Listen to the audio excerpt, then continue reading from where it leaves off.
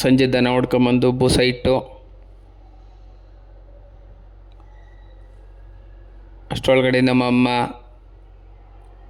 ಚಿಕ್ಕವ್ರದ್ದು ಹಗ್ಗ ಹರಿದೋಗಿತ್ತು ಅಂತ ಹಗ್ಗ ಬಿಡೋಕ್ಕೆ ಅಂತ ಚೀಲ ಬಿಚ್ಚುತ್ತಿದ್ರು, ಪ್ಲ್ಯಾಸ್ಟಿಕ್ ಚೀಲದ್ದು.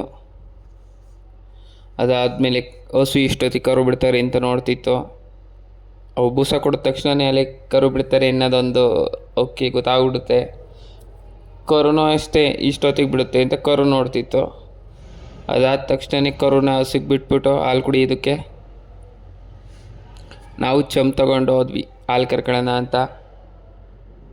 ನೋಡಿ ನಾಟಿ ಹಸಿದ ಪ್ರೀತಿ ನೋಡಿ, ಕರುನ ಮೇಲೆ ಎಷ್ಟು ಪ್ರೀತಿಸ್ತಾ ಇದೆ ಅದು. ಅದಕ್ಕೆ ನಾಟಿ ಹಸಿನ ಹಾಲು ಕುಡಿಯೋರ್ಗೂ ಅಷ್ಟೇ ಪ್ರೀತಿ ಇರುತ್ತೆ ಮನುಷ್ಯರಿಗೆ ಅಂತ ಹೇಳೋದು ದೊಡ್ಡವರು. ಒಂದು ಚಂಬ ಹಾಲು ಕರ್ಕೊಂಡು ನಾವು ಹಗ್ಗ ಬಿಚ್ಚ ಕೆಲಸಕ್ಕೆ ಜಾಯಿನ್ ಆದ್ವಿ. ಚಿಕ್ಕವರು ಅಂತ ಒಂದೆರಡು ಪ್ಲ್ಯಾಸ್ಟಿಕ್ ಚೀಲಗಳನ್ನ ವೇಸ್ಟ್ ಆಗ್ತವೆ ಇನ್ಯಾಕೆ ಅಂತ ಅವನ್ನ ಬಿಚ್ಚುತ್ತಿದ್ವಿ. ನೋಡಿ 2 ಚೀಲ ಬಿಚ್ಚಿದ್ದಕ್ಕೆ ಚಿಕ್ಕವು ಇಷ್ಟ ಆಯಿತು. ಮಧ್ಯದಲ್ಲಿ ಕಾಫಿ ಬಂತು. ಕಾಫಿ ಕುಡಿದ್ಬಿಟ್ಟು ಚೀಲ ಬಿಚ್ಚೋ ಕೆಲಸನ ಮತ್ತೆ ಸ್ಟಾರ್ಟ್ ಮಾಡಿದ್ವು. ಎಲ್ಲ ಮುಗಿಸಿ ನೋಡಿ ನಮ್ಮ ಚಿಕ್ಕದು ಕರು, 1-1.5 ತಿಂಗಳ ಕರು, ನಾಟಿ ಕರು ಎಷ್ಟು ಆಕ್ಟಿವ್ ಆಗಿರುತ್ತೆ. ಹಾಲು ಕುಡಿದ್ಬಿಟ್ಟು ಕುಣಿತೈತೆ. ಡೈಲಿ ಸಂಜೆ ಒಂದು 10 ನಿಮಿಷ ಈ ಥರ ಇಟ್ಕೊಂಡ್ರೆ ಅವಕ್ಕೂ ಕಾಲು ಕಟ್ದಂಗಾಗಿರುತ್ತಲ್ಲ, ಓಡಾಡ್ತವೆ ಚೆನ್ನಾಗಿ. ಅದಾದಮೇಲೆ ಇದರ ಆಟೆ ಅವಾಗಲೇ ಹಗ್ಗ ಬಿಚ್ಚುತ್ತಿದ್ವಲ್ಲ, ಹಗ್ಗ ಬಿಡೋದಿದು. ಇದು ಸುಮಾರು ಒಂದು 30 ವರ್ಷದ್ದು. ನೋಡಿ ಈ ಥರ ಹಗ್ಗ ಬಿಡ್ತಾ ಐತೆ ನಮ್ಮ ಅಪ್ಪಾಜಿ. ಅಲ್ಲಿ ಮುಂದೆ ರಾಟೆಲಿ ಹೊಸಿತಾ ಇದ್ದೀವಿ.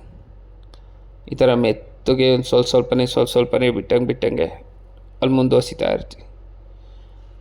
ಮುಂದೆ ತಿರುಗಿಸ್ತಾ ಇರ್ತೀವಿ, ಅವರು ಸ್ವಲ್ಪನೇ ಬಿಡ್ತಾ ಇರ್ತಾರೆ. ಅದು ಉರಿ ಚೆನ್ನಾಗೆ ಟೈಟ್ ಆಗ್ತಾ ಇರುತ್ತೆ. ಒಂದೇ ಮಟ್ಟಕ್ಕೆ ಹೊಸ್ದಂಗೆ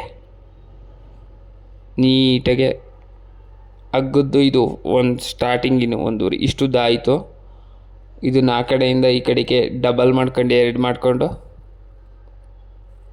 ಈ ಥರ ಉರಿ ಹಾಕೊಂಡು ಹೊಸೆಯೋದು ಟೈಟಾಗಿ ಎಳ್ಕೋಬೇಕು.